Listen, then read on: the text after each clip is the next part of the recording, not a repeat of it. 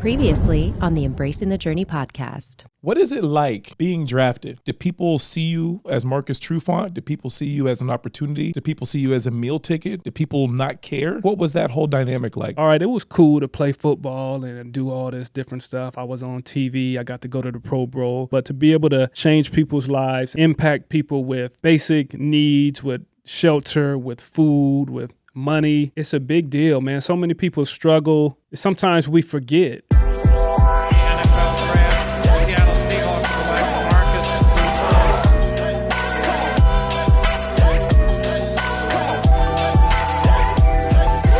All right, welcome back, everybody. So tell us about the foundation. What does the foundation stand for? How can people find it? Why did you start it? We just want the whole spiel, man. The whole spiel, the whole get down, man. The whole get down. Well, the foundation, first of all, just starts because I'm from here, right? I grew up in Washington. I'm drafted to the home team. It only felt right to be able to give back to a community that gave to me as a young man. Got my start at the Boys and Girls Club. Shout out to the Al Davies Bros and Girls Club on the Hilltop. Just like I was saying, to be able to give back to a community that was familiar to me, people I know, there's people running programs and doing all this kind of stuff. I wanted to be able to come back and help the kids that were trying to do the same thing I'm doing. That's where it originally started. But when we started to move, and the Trufant Family Foundation was really that. It was my mom, my dad, my brothers. Everybody was involved. My wife was involved. So just to try to help a little bit of everybody, man, that we were a part of. A cancer awareness, we were part of sickle cell awareness, part of all types of different things. Like for the holidays, we get toys for tots and all these different things, right? But eventually, I wanted to center around something that I felt like we could really focus on, and that became education. So we started doing scholarships to all of the high schools in Tacoma. And they weren't full scholarships, but we were given partial scholarships, and every little bit helps. We wanted to spread that out, and we had a renewal program. The kids would come back and they could get funds every year, right? Mm-hmm. And it makes a difference, man. We started to do things, and these kids would come back after they graduate, after they've been to college. Oh, okay. I remember when I was younger, I went through this program. I was a part of your scholarship program, and I started to hear all these stories and be like, okay, this is really serious, man. It's making a difference. Like I said, I would kind of do things, and I wouldn't, not that I wouldn't be excited about it, but you don't really know the impact until you take a step back and you're able to look at how many different lives that you've changed for the positive, right? Leaning into underprivileged youth in our community, that's our mission, right? Through education, giving these kids opportunities, experiences, all of the above that they may not have unless they're coming through a Trufant Family Foundation scholarship program, or you're able to work with some of our other partners to help you with like your housing or your food or your transportation, all types of stuff like that. There's levels to it, there's layers to it, but it all comes back to empowering the youth to create more Norris Fredericks, Marcus Trufants, people that are doing things in a positive light. And everybody needs a little bit of help, right? Sure. It doesn't always work out perfect for everybody, but if you can throw somebody a lifeline, sometimes that's all they need, and They can go to the moon after that. Right. So that's kind of our vision, and that's where the energy's been. So I remember a few years ago, I don't remember if it were for Thanksgiving or if it were for Christmas. You did something at one of the Boys and Girls Club. Mm-hmm. You know, I was out there with you, and just seeing how the community embraced you and how the community looked at not only as you as one of their own, but like kind of like a savior. So you have this foundation. You have all these people in the community that respect everything that you got going on. And for some, sake of the matter, they may even look up to you as like, he's Tacoma, right? Also knowing how tangible you are to your community. As a figure in this community, what does that mean to you? Like the fact that a person that's in the grocery store feels comfortable enough to walk up to you and tell you, because I heard it with my own two ears at the community center. The lady was like, you mean everything to us. Like what does that mean to you in your mission with your charity and your foundation to be able to give back at the capacity that you're doing it at? It makes it real, man. And it makes it, not that that's what you do it for, but it gives you incentive or a push to do more, right? That there's impact being made, that people are, for one, they're appreciating this. And the most important is that they need this, right? I mean, if I wasn't doing it, I mean, it might be somebody else that's doing it, but to be there and to be able to help someone in need, I believe is a powerful energy, right? Thing that you can say that you know, that I did some good on this earth.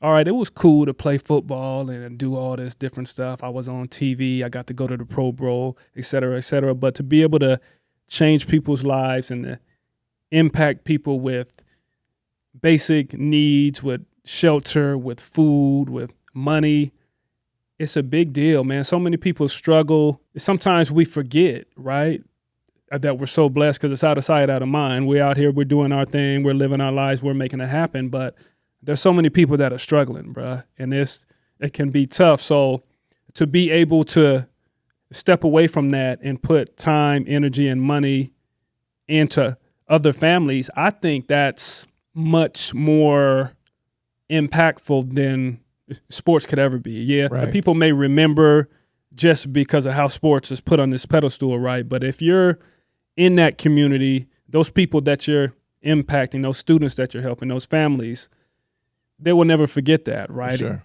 And I think that's a big deal. No, facts. I did want to ask you something, and this is like off the record, but on the record all at the same time. Both at the same time? Come on. All right.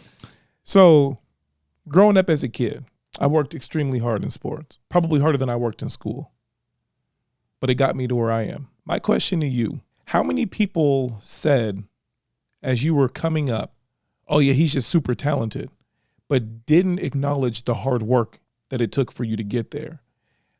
Did that happen? A little bit. How did you go about maneuvering that? Right. And so for me, I could only control the things I can control, right? And I wasn't good at everything, right? I was good at football. I was good at running and jumping. I wasn't, well, I got to be careful how I say this because I think I'm a hooper, but I'm not. I wasn't that good in basketball, but I was athletic enough to be a part of some good teams, right? Right. You know, I had that super six-man energy. I was coming off the bench. Okay. I would do my thing like that. But school was always a struggle for me, right? So I learned a long time ago that it comes easy for some folks, it don't come from others, because I would sit in the classroom and I'd be like, okay, dude, you can do all this math and all this geometry or something, and I don't even have to study for it. And I'm struggling and I'm doing every assignment. I'm staying after. I'm going to summer school and I'm still getting like a D minus, right? Right. So I would just say, okay, of course I envy kind of what you're doing and your energy, but that's just not my thing, right? Mm-hmm. But I could go out here and do these sports. I can make it happen. And this is something you can't do, right? So everybody's a little different. So I tried not to put too much stock in what people said in that type of respect when they say, okay, this just comes easy for you, so you probably don't even have to work for this. Yeah, but the work was there and it didn't feel like work because I was having so much fun doing it. It felt like work at home when I was trying to study math and do all this stuff because I wasn't good at it. I would struggle through it, but I kept the same type of energy for both, right? In the sports world, I worked hard, but it was easy. It was fun. I enjoyed it. But things that I couldn't do that well, I brought the same energy because that was just me. And that's how I was raised, to go everything 110 miles an hour. Heck yeah. No, I feel that. We're going to take a quick commercial break and we'll be right back. Looking to start a podcast, live stream, make a presentation, or perform on stage? Samson has all the gear you need to help you become a successful content creator. To learn more, visit samsontech.com. I wanted to hit a little bit on, you said you have 5 kids. Yes. How many boys? 1 boy, 4 girls. The boy's the youngest. Baby boy. Knowing what you know about football, if your son, a few years from now, is like, Dad, I want to play, what's the answer to you? I've gotten this question a couple times, and I feel like I've answered it different every time. But I guess first, for me, if I knew what I know now, would I go back and do things differently, play differently, not play as early? Maybe, but probably not, right? So when it comes to my son, if he wants to play, he's playing flag football now, but there's no rush, right? And there's definitely no pressure to play or to make it to the NFL and do all this other stuff. So I would like to be proactive and wait until he's of a certain age. I feel like he can get a lot of the skill sets and all that other stuff through flag or through some different avenues, right? And to be honest, it's just not football that's that dangerous, right? Just like I said, I got girls, I got cheerleaders, I got dancers, I got soccer players. Cheerleaders are getting thrown up in the air at 10, 20 feet, coming down with knees and feet and elbows and all that kind of stuff. Some of the girls get knocked out, right? Mm-hmm. And then you got soccer. They're not wearing no gear. It's people running into each other. Trauma, gets you fall to the ground, you hit your head, all these type of things. So you can never truly be safe. And that's even if you start football later in life, there's always a chance of injury. But if you're erring on the side of caution, starting later is better. So all that to say, son, you got to wait until a certain age to play tackle. There's no rush. You're tackling your friends at school anyway, and you're doing all this stuff in the house. You're running around and you're throwing your sisters on the ground. And even though you're the youngest, you're getting beat up after that, but you still are getting enough contact, right? So there is no rush to get to this, and you got your whole life to do this. Right. If you could look back 10, 20 years from now or in your past, what would you tell Marcus Trufant? What would be some helpful advice that you would tell your younger self? Helpful advice I would tell a young True, no shortcuts in anything. And just because you have been a winner on every level, you still need to put the time, energy, research in the things that are outside of your scope. You're not a professional in everything, right? So let's take some time, and sometimes you got to lean into other professionals and get their advice, not be ashamed or not feel like you're wasting time or not feeling like you got it all under control, and not trusting everybody, right? There's a process to life. There's a process to being a winner, and it looks different for everybody. Right. As a competitive athlete yourself, and all the success that you've had, is it hard to monitor and to suppress that competitiveness that you've had to get to where you are? Now that I'm getting older, no. But before, I was still playing in the men's leagues and getting aggressive with people when they start to talk trash. Things would come back. I would have these flashbacks, right, of just a competitive nature. There's nothing wrong with that. It was cool. I would have fun. I love basketball, but it's a different breed than football. But that competitive nature could be in anything. If I'm outside with my kids or I'm playing a tic-tac-toe with my kids. I don't even know if kids still play tic-tac-toe or not, but there's always a competitive thing there, and I think that's how I'm built.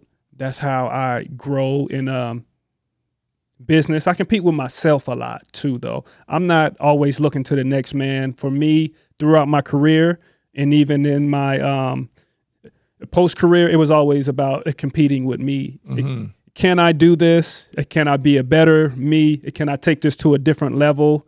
Can I prove to myself that I'm more than just an athlete? Right. With the new day of like social media, just like taking over the world, how have you been adjusting to that life? Like, because at a certain point in your career, I'm assuming you wanted to keep things super private, right? Just either in the household with the Trufant family and maybe some selected friends. But now, the way that this world is going and having people feel like they need to show up for the entire universe and put everything out there for whatever the social credit it could be. How has that been? Has it been something that you've been able to do or something that you've been wanting to do, adjusting to do? What does that look like? Next week on the Embracing the Journey podcast. Being somewhere for 10 years is a lot, but you Right. played for the same team for 10 years. That had to feel good though, right? Feeling prepared could put you in a space to be great even when you're not that great, right? The confidence that you have in yourself, that's really all you need sometimes to take you to that next level.